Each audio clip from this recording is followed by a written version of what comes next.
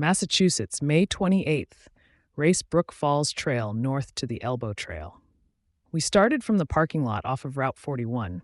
This parking lot was full, and we saw a lot of day hikers on the trail. We were doing a one-night backpacking trip. We started from the Race Brook Falls Trail parking lot. The trail was very steep from the road and hard with backpacks on, and the day was hot, humid with the temperatures in the 80s. We could not decide if we wanted to do the Elbow Trail and camp and walk back to Mount Everett, or go up the Race Brook Falls Trail and then carry our packs over Mount Everett. Well, we decided on the harder section, but Dave told me, and I quote, "no complaining," and that I should say, "it is a beautiful trail." Well, it is a beautiful trail, and in the aspects of the word, it was really very scenic in the hemlock forest along the river with a beautiful waterfall. And it was also beautifully hard, and we were covered in sweat. There were tons of day hikers passing us going down to the parking lot, most with no packs. We reached the waterfall, and it was a spectacular scene. We reached Racebrook Falls campsite. It had 3 tent platforms, and 2 of them were very close. A noisy family was in one of them, so we moved on down the trail, and we were still passing a lot of people. This is a very popular trail. We joined up with the AT and started our steep climb up to the top of Mount Everett. We had great views during the climb in the nice pine forest. They were the small Scots type of pine trees. We reached the top, and it was very peaceful, beautiful, and we had it all to ourselves on this late afternoon, around 5:30. We found an old cement block that at one time held up a fire tower, now gone. We continued on our descent and had passed some great wildflowers, bluebeard lily, and a lot of blueberry bushes with no blueberries yet.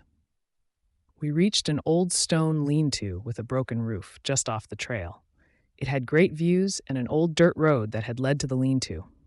It might have been part of the AT in the past, but now it looked like it is no longer used. The dirt road follows along the trail, downhill a short distance before the trail crossed the road, and then continued descending onto an open field with another dirt road that then entered onto the field. We found a large AT sign in the field, along with 2 picnic tables and an old shack near a pond.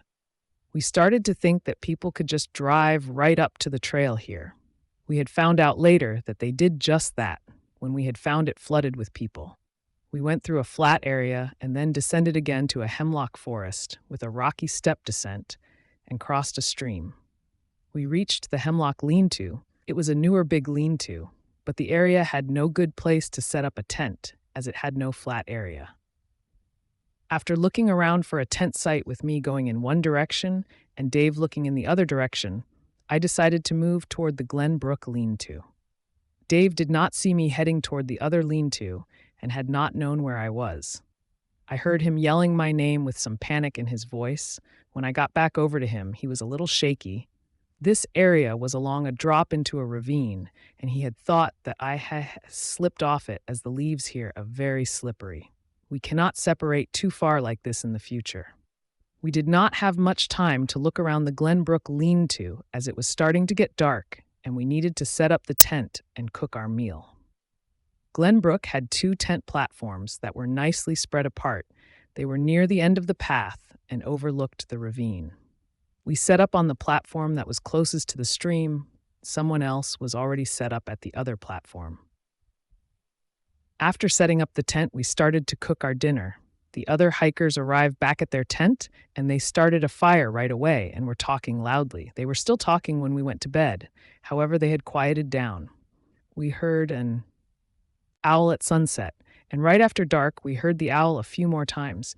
It was nice to hear the owl and the stream flowing over the rocks and the waterfall below. May 29th. Of course, I did not sleep very much last night. I woke up at the very crack of dawn before 4 o'clock when the birds began to sing. They all started up at once, and even a woodpecker joined in on the song. I did fall back to sleep and had slept for about 4 hours until around 8 o'clock. Dave had slept most of the night. I know this because he was rolling around a lot and sounded like a freight train with his loud snoring. We were out of the tent after 8. The sun was out and the sky was hazy with the humidity that had increased with no breeze. During the night, the wind had blown in a warm front that settled in over this area. We packed down and struggled to make it down to the Elbow Trail, where we were last year in November. We hiked the half a mile down, and we were already tired due to the oppressive humidity that was just killing us. And for me, the lack of sleep. We reached the junction and trudged back up the steep climb back to the tent site where we had left our packs. We reached the tent site and ate our breakfast and headed back to the car around 10. The climb back up Mount Race was bad. The sun was out and the temperature was up to around 90 degrees. With the humidity, it felt even worse with sweat soaking us and the thick, humid air. We reached the top, and as we were heading down, we met two thru hikers going up. We had met them before in New Jersey about a month ago. What a coincidence that we ran into the same two hikers again. We continued down to the Racebrook Trail and stopped at the junction where Dave wet his bandana and I put my feet in the ice-cold mountain stream. The waterfall was spectacular, and the stream following the trail back over the rocks made the area feel about 10 degrees cooler, like we were in an icebox. We made it back to the car around 3. We had seen several toads, butterflies, birds, and maybe a grouse. We heard the owls, woodpecker, and the songbirds. We saw lots of wildflowers, hobblebush viburnum, scrub brush blooming near the stream, creepy buttercup, bunchberries, bluebeard lily, blueberries, trout lilies, Canada mayflower, Harry Solomon seal, and eastern starflowers.